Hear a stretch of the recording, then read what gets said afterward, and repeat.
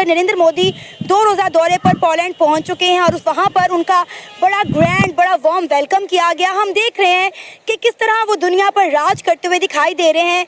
एक तरफ इंडिया की नेबरहुड फर्स्ट पॉलिसी है, हम देख रहे हैं कि अपने इर्द गिर्द के बहुत सारे ममालिक से बना कर रखे हुए हैं, पूरी दुनिया पे ऑलरेडी वो गालिब आ चुके हैं। क्या को फाइनेंशियली स्ट्रॉन्ग किया है क्योंकि उनको अंदाजा था कि इंडिपेंडेंट फॉरेन पॉलिसी के लिए जरूरी होता है कि आप फाइनेंशियली स्ट्रॉन्ग, आप जिसको वो कहते थे, वो जिस तरह इंडिपेंडेंट ऑटोनॉमी, स्ट्रेटेजिक ऑटोनॉमी का लफ्ज जो है वो बार बार डॉक्टर जयशंकर साहब इस्तेमाल करते हैं और ही हैज अचीव्ड। अमेरिका का लव है, समझ लो ये यूक्रेन कि अमेरिका उसके लिए अपनी पूरी फोर्सेस भी भेजता है, सारा कुछ करता है, अपनी अमदाद भी करता है, उसे डॉलर भी देता है, लेकिन वो जंग नहीं रुकवा सका।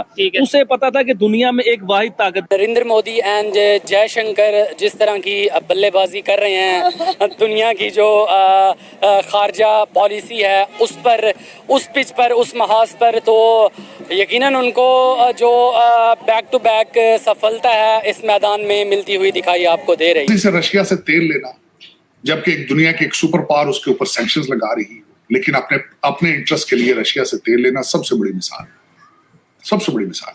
सारी दुनिया एक तरफ थी, दूसरी तरफ भारत ने अपने नेशनल इंटरेस्ट, अपने अवाम के इंटरेस्ट के लिए वहां से तेल लिया। एक बहुत बड़ी। देखें मेरी बात सुने शुएब भाई, दुनिया में 9 सुपर पावरें जंग लड़ रही हैं और एक पावर ऐसी है कि जो जंग नहीं लड़ रही, सबके साथ अपने तल्लुकात बेहतर कर रही है। वो कौन है? वो प्राइम मिनिस्टर नरेंद्र मोदी है, वो हिंदुस्तान है। वैसे हम पूरी दुनिया में मुसलमानों की बात करते हैं, मुसलमानों के हकूक की बात करते हैं, फलस्तीन में और मैं आपसे फलस्तीन से ही पूछता हूँ, फलस्तीन के मुसलमान अगर पाकिस्तान आते हैं, क्या आप उन्हें नेशनल करेंगे, नेशनलिटी देंगे? कभी भी नहीं देंगे। इंडिया बेसिकली ये है कि इंडिया सबसे बड़ी कंज्यूमर मार्केट है। दुनिया में कोई भी मुल्क उनसे जो है ना वो ताल्लुक खराब नहीं करना चाहता, क्योंकि हर एक ने अपनी कमोडिटीज जो है ना वो सेल आउट करनी है, तो उनके लिए बेस्ट प्लेस जो है ना वो इंडिया है। ठीक है, सो इसलिए। और दूसरा ये है कि मोदी की गवर्नमेंट को आप बहुत सारे उसके जो है ना वो नेगेटिव पॉइंट्स जो है ना वो निकाल सकते हैं, लेकिन फॉरेन पॉलिसी को जिस तरह से वो लीड कर रहे हैं, ये उनका जो है ना वो प्लस पॉइंट। उसके बाद आज अगर देखा जाए, आज करंट सिचुएशन, मोदी साहब यूक्रेन जा रहे हैं, यूक्रेन की जंग इस वक्त अपने पीक पे जा रही है। रशियन टेरिटरी उन्होंने कैप्चर कर ली है, वहां पे उनका जो एटॉमिक प्लांट है उसके वो उस पे जो पहले कभी यूक्रेन का था वो वापस लेना चाहते हैं। मुल्क तो बड़ा डेवलप है, हम तो बड़ा आगे निकल गए हुए हैं हर चीज में। इंटरनेट हमारे पास भाई 4G पे फंसे हुए हो, हिंदुस्तान 5G चला रहा है, 6G की तैयारी कर रहा है। अभी देखिए हिंदुस्तान में ओपोजिशन को पूरा हक है। अवैसी का नाम सुना हुआ है आपने, किस तरह वो असेंबली में खड़ा होकर प्राइम मिनिस्टर को चैलेंज करता है हिंदुस्तान के।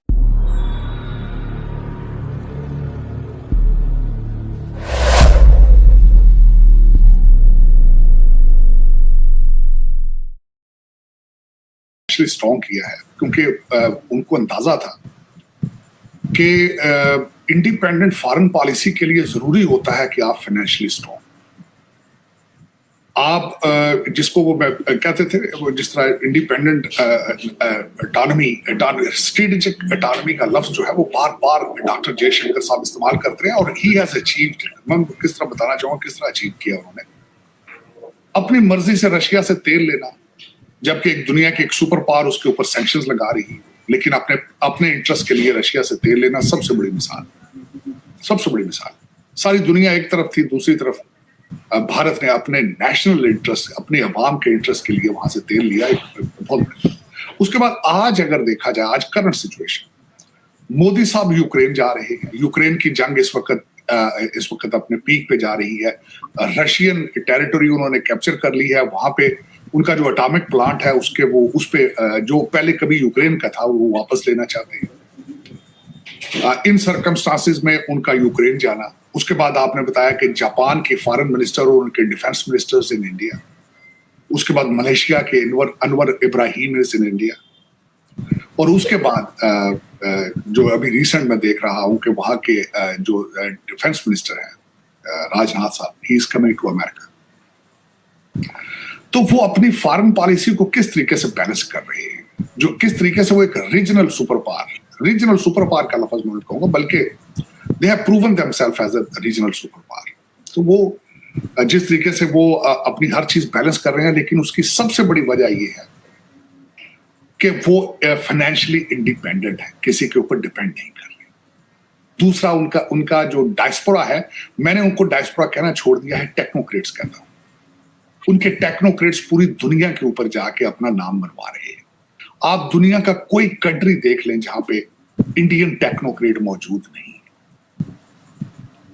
आर्टिफिशियल इंटेलिजेंस के ऊपर उनकी मास्टरी या फ्यूचर में आएगी, वो एक नया रंग दिखाएगी, वे भी आपने देखने वाली बात है।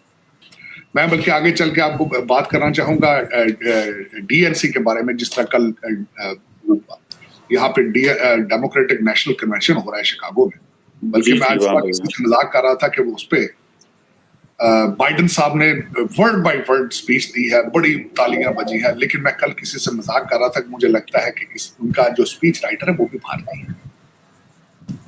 अमेरिका का सिटिंग प्रेसिडेंट एक सुपर पावर का एक लफ्ज भी नहीं लिख सकता जब तक उसको एक इंडियन टेक्नोक्रेट गाइड ना करे। तो आप इस चीज से अंदाजा लगा लें कि उनका दुनिया में इन्फ्लुएंस क्या है।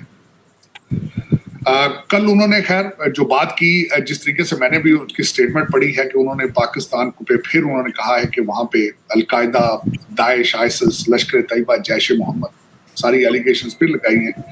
और वाकई ही पिछले 6 महीनों में काफी अटैक कश्मीर वाले साइड से आए हैं। मैं अब सरप्राइज कि उसके ऊपर कुछ ज्यादा रिएक्शन नहीं था भारत की तरफ से। उसमें चीमा साहब जो अपना मुसलसल वो भारत एक चीज पे प्रेशर क्रिएट करने की कोशिश करता है जो चाइना के ऊपर, क्योंकि चाइना और रशिया अलायंस जो है वो एक दुनिया के लिए बहुत बड़ा चैलेंज बन चुका है। वो मसला अपने फ्लैक्स करते हैं और उसको जिस तरीके से डॉक्टर जयशंकर काउंटर कर रहे हैं, मोदी साहब काउंटर कर रहे हैं, रिमार्केबल। वो जो स्ट्रेटेजिक ऑटोनॉमी का लफ्ज बार बार उसको इस्तेमाल करते हैं, दे हैव जस्टिफाइड इट मेरे ख्याल। अब उससे दूसरी जो सबसे बड़ी खबर, आप पाकिस्तान का कंपैरिजन करना चाह रहे थे चीमा साहब, आज पाकिस्तान के हवाले से एक बहुत बड़ी खबर। आप तो कह रहे हैं ना कि वो ऑक्सफोर्ड का इलेक्शन लड़ रहे हैं, लेकिन खान साहब का आज एक नया इंटरव्यू मंजर पे आया है जिसमें वो बरतानिया के वजीर आजम के मिन्नतें तरले कर रहे हैं। हकीकी आजादी मांग रहे हैं उन लोगों से जो सब कॉन्टिनेंट को बड़ा सा कॉलोनी बना के रखा है। मुझे नहीं पता कि हकीकी आजादी की माने क्या है, खान साहब की नजर में हकीकी आजादी क्या है, मेरी समझ से बाहर।